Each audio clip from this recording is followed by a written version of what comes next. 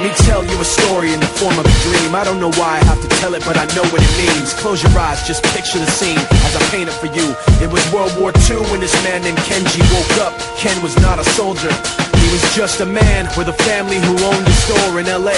That day, he crawled out of bed like he always did, bacon and eggs with wife and kids. He lived on the second floor of a little store he ran. He moved to LA from Japan, they called him immigrant. In Japanese, he'd say he was called Issei. That meant first generation in the United States, when everybody was afraid of the Germans, afraid of the Japs, but most of all afraid of a homeland attack. And that morning, when Ken went out on the doormat, his world went black, cause right there, front page news, 3 weeks before 1942, Pearl Harbor's been bombed and the Japs are coming. Pictures of soldiers dying and running. Ken knew what it would lead to, just like he guessed. The president said the evil Japanese in our home country would be locked away. They gave Ken a couple of days to get his whole life packed in 2 bags.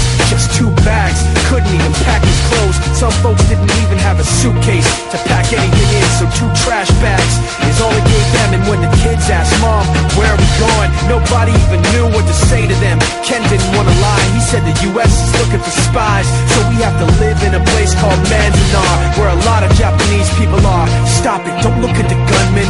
You don't want to get the soldiers wondering if you're gonna run or not, because if you run then you might get shot. Other than that, try not to think about it. Try not to worry about it being so crowded. Someday we'll get out, someday, someday. Now they're in a town with soldiers surrounding them. Every day, every night, look down at them. From watchtowers up on the wall, Ken couldn't really hate them at all. They were just doing the job, and he wasn't gonna make any problems. He had a little garden, vegetables and fruits that he gave to the troops in a basket his wife made. But in the back of his mind, he wanted his family's life saved. Prisoners of war in their own damn country, what for? As time passed in the prison town, he wondered if he'd live it down if and when they were free. The only way out was joining the army, and supposedly some men went out for the army, signed on, and ended up flying to Japan with a bomb. That 15-kiloton blast put an end to the war pretty fast. 2 cities were blown to bits.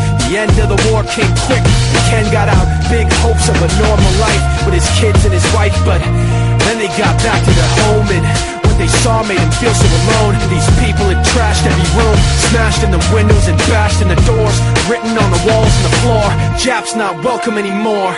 And Kenji dropped both of his bags to the sides and just stood outside. He looked at his wife without words to say. She looked back at him, wiped the tears away, and said, someday we'll be okay, someday.